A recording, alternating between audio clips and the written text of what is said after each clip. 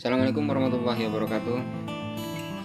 Salam sejahtera ya kepada semua teman-teman.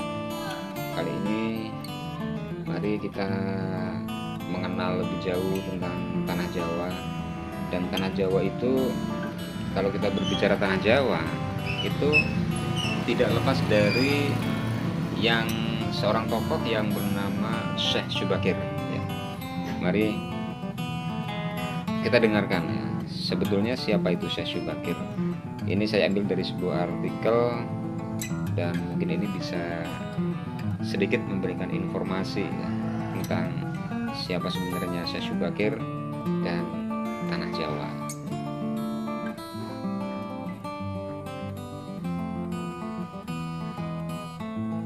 Gunung Tidar dan kisah Syekh Syubakir meruqyah tanah Jawa dari makhluk gaib. Pada masa silam, konon Pulau Jawa masih merupakan hutan belantara angker yang dipenuhi makhluk halus dan jin-jin jahat. Karena itulah, diutus seorang ulama asal Persia bernama Syekh Syubakir yang ahli dalam meruqyah, ekologi dan geofisika ke tanah Jawa. Pada tahun 1404 Masehi, Syekh Syubakir diutus secara khusus untuk menangani masalah-masalah gaib yang dinilai menjadi penghalang diterimanya Islam oleh masyarakat Jawa. Dirinya diperintahkan menumbal tanah Jawa dari pengaruh negatif makhluk halus.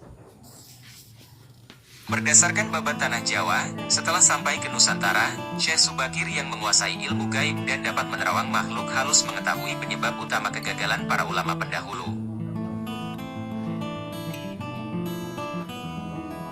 Para jin, dedemit, dan lelembut tersebut bisa mengubah wujud menjadi ombak besar yang mampu menenggelamkan kapal berikut penumpangnya dan menjadi angin puting beliung yang mampu memporak-porandakan apa saja yang berada di depannya. Kontroversi dan keraguan tentang keberadaan sosok Syekh Siti Jenar. Selain itu, jin kafir dan bangsa lelembut bisa berubah wujud menjadi hewan buas yang mencelakakan para ulama terdahulu.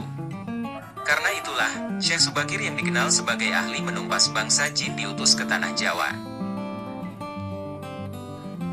Kisah peperangan dengan dunia gaib yang dilakukan Syekh Syubakir di Pulau Jawa, yaitu ketika dirinya berperang melawan Sabda Palon atau Kiai Semar yang dipercaya sebagai pengasuh tanah Jawa. Penghuni tanah Jawa pada saat itu adalah para dedemit, jin, dan setan. Eyang Ismoyo, Kiai Semar, diciptakan oleh Tuhan Sang Pencipta untuk momong tanah Jawa sampai 1100 tahun, ujar Sumarlan juru kunci Gunung Tidar. Dalam hal ini, Eyang Ismoyo menjadi raja para makhluk gaib tersebut, namun wujudnya bukanlah dedemit, jin, maupun setan. Ada indikasi kepercayaan masyarakat sekitar bahwa Kiai Semar merupakan nabi utusan Tuhan untuk menjaga tanah Jawa. Syekh Syubakir meruqyah tanah Jawa. Pada pertarungan antara Syekh Syubakir dengan Sabdo Palon tidak ada yang kalah dan menang karena keduanya sama-sama sakti. Hingga akhirnya muncul perjanjian damai antara keduanya. Dalam perjanjian damai tersebut, Syekh Syubakir yang bernama asli Ali bin Syekh Bakir ini menjelaskan niatnya kepada Sabda Palon bahwa dia hendak menyebarkan agama Islam. Niat ini pun akhirnya diterima baik oleh Sabdo Palon. Syekh Syubakir kemudian diajak Sabdo Palon ke padepokan agung miliknya di Alas Purwo. Di sana terdapat dua sumur yang bau busuk. Syekh Syubakir diminta untuk mengubah air sumur menjadi wangi. Hal ini dilakukan agar dirinya bisa menetap di Pulau Jawa, khususnya sekitar Gunung Tidar yang berada di Magelang. Bila Syekh Syubakir berhasil, Sabdo Palon dan para dedemit tidak akan tinggal di Pulau Jawa melainkan di pantai selatan. Kemudian Syekh Syubakir nyabdo atau mengubah air sumur tersebut. Air di satu sumur bisa menjadi wangi, sedangkan di sumur satunya tidak bisa menjadi wangi, ujar Sumarlan. Nyabdo sama halnya dengan sababiah ataupun ruqyah. Hal pertama yang dilakukan Syekh Syubakir adalah menerima tantangan tersebut, kemudian dia membacakan doa-doa yang diambilnya dari Al-Quran agar mengubah air tersebut menjadi harum. Pembacaan doa-doa dengan ayat Al-Quran, As-Sunnah, serta zikir menyebut nama Allah dalam Islam disebut ruqyah. Tujuannya adalah untuk menetralkan suatu hal, baik itu barang, tempat, bahkan manusia agar terlepas dari gangguan makhluk gaib. Ruqyah yang dilakukan Syekh Syubakir lebih menonjolkan doa-doa untuk benda-benda mati atau tidak bernyawa. Dalam mengubah air sumur, Syekh Subakir hanya mampu membuat satu sumur menjadi harum, sedangkan yang satunya tetap berbau busuk. Dakwah Sunan Gresik, membangun sistem irigasi untuk atasi krisis pangan di Tanah Jawa.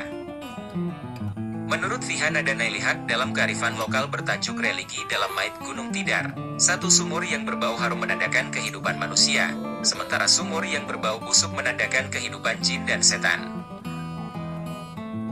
Hal tersebut menandakan bahwa antara kehidupan manusia dan jin yang lebih tinggi adalah manusia, jelasnya.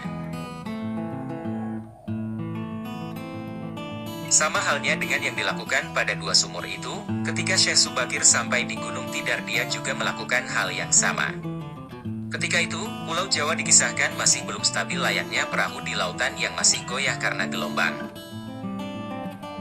Karena itu, Syekh Subakir datang bertujuan untuk menenteramkan bumi Tanah Jawa. Dengan bantuan tombak pusaka yang bernama Kiai Sepanjang bersama doa-doa, dirinya melakukan ruqyah di Gunung Tidar.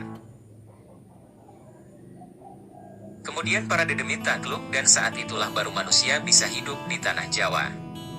Karena konon, sebelum ditumbal atau diruqyah oleh Syekh Subakir manusia tidak mampu hidup di Tanah Jawa karena ganasnya para demit pada saat itu. Dedemit yang pada saat itu ganas, namun saat Syekh Subakir menggunakan doa-doa lafal Al-Quran untuk meruqyah, akhirnya hangus dan sebagian dari mereka menyingkir dari Gunung Tidar. Gunung Tidar sebagai paku Tanah Jawa.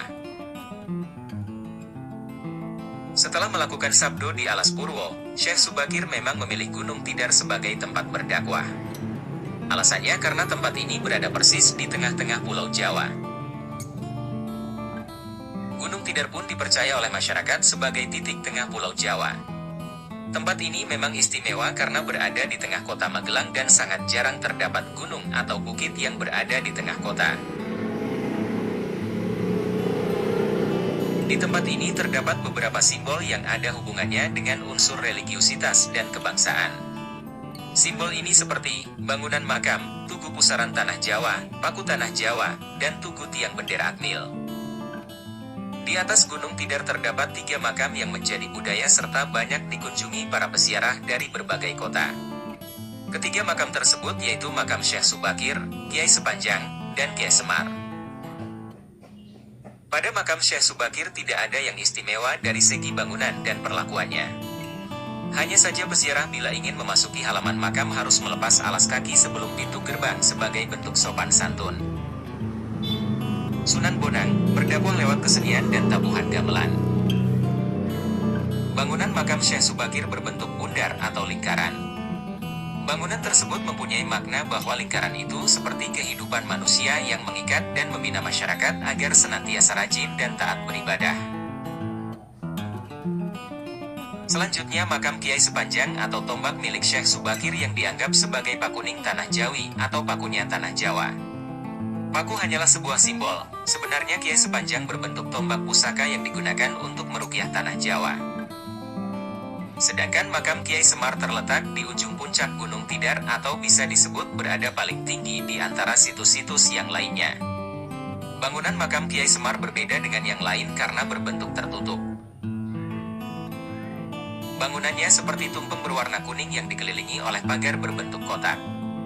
Sehingga bentuk bangunan makam Kiai Semar yaitu kerucut, mengerucut ke atas. Bangunan ini berarti bahwa Kiai Semar merupakan simbol masyarakat Jawa. Di tempat ini juga dibangun Tugu Akmil untuk menandakan terdapat sebuah akademi militer yang di lembah Gunung Tidar. Tugu tersebut dijadikan simbol yang menandakan kebesaran dan kemegahan Akmil yang ditandai dengan tugu yang besar dan tinggi. Para taruna Akmil diajak mendaki Gunung Tidar supaya mengenal sejarah, tradisi serta kebudayaan yang ada, ucap Fihan.